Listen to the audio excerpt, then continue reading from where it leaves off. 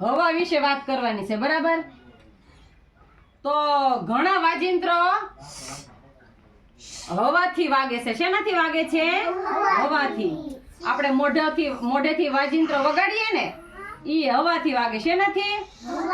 તો ઈ વાજિંત્રોમાં શું આવે તે કે આપણે ભગવાન છે ને, શ્રી કૃષ્ણ ભગવાન, એના હાથમાં શું હોય છે?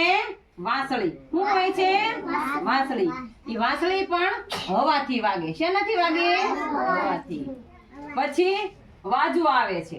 વાજુ આવી રીતે આમ પકડીને આમ વગાડવાનું આવે. વાજુ તો આવી રીતે આમ વગાડવાનું આવે, એને વાજુ કહેવામાં આવે છે. ઈ પણ હવાથી વાગે, બરાબર?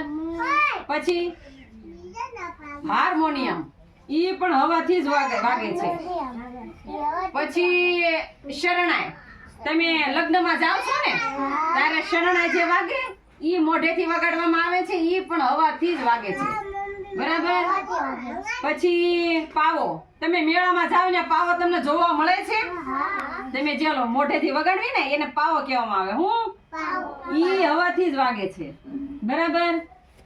પછી તમે હમણાં મકર સંક્રાંતિ ગઈ તો તમે બધા પપુડા વગાડ્યા હતા? હવાથી વાગે છે. શેનાથી? હવાથી. પછી નાની નાની ઓલી સિસોટી આવે રમકડામાં, ઈ તમે વગાડો છો? ઈ સિસોટી તે પણ હવાથી જ વાગે. તો આવા બધા ઘણા વાજિંત્ર છે, ઈ આપણે હવાથી જ વાગે છે. શેનાથી? બરાબર. આપણે ફૂંક મારીએ ને પછી જ વાગે, ત્યાં સુધી નો વાગે, બરાબર? તો તમને ખબર પડી ને હવા વિશે? સરસ, લ્યો.